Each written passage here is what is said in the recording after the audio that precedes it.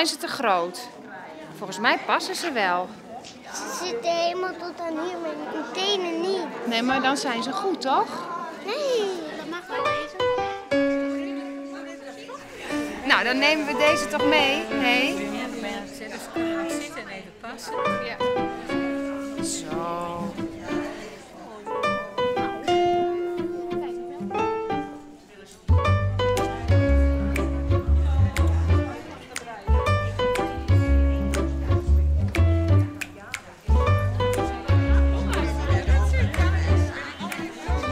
En welke is toch iets zo? Beren. Waarom is deze zo mooi dan?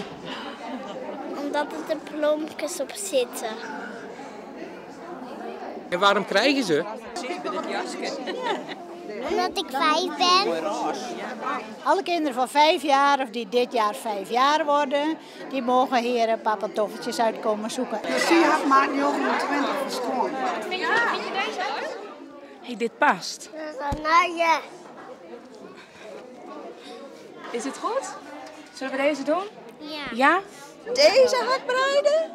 En ik ga mijn reet breiden en mijn blauw ga ik breiden. Ja, wat ga ik net breiden? Ik ga de hele wereld op in mijn kop breiden.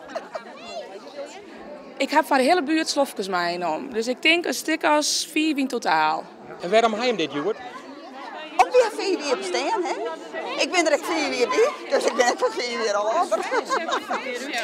Dus vandaar. En dan had Geertrui, dat is de motor van de breiklub. En die had dit betocht. Dat doen we even, zei ze. Nou, ik zeg vooruit. Dus alle vrouwen in actie.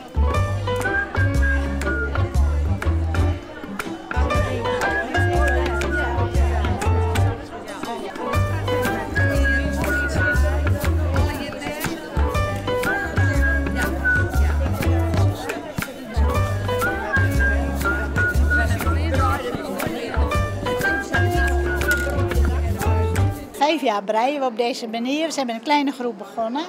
En nu hebben we heel veel. Dus dat is wel heel leuk, hè? En het groeit nog steeds. En je hebt een gezellige ochtend. Dus laatst hoorde ik iemand zeggen, dit is de mooiste ochtend van de maand.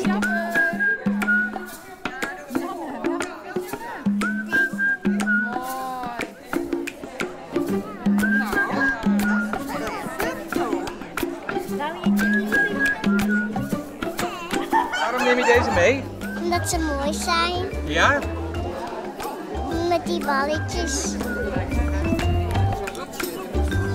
En dan ben je maar 42 van mij, hoor. Oh, jawel hoor. Kom maar langs.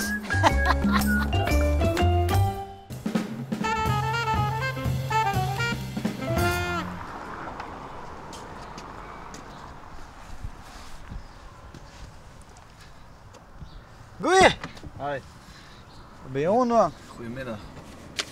Wat ben je aan het doen? Ja. Nou, ik ben in de thuiszorg, hè, dus, maar ik word nog niet gefilmd, hè, mag ik hopen? Nou, een soort van. Een soort van. Oh, het is even een testje of zo. Nee. Nee, ik ben even aan het wachten, want mevrouw lijdt nog te sliepen, dus tot zo, ja. Oké. Op die manier.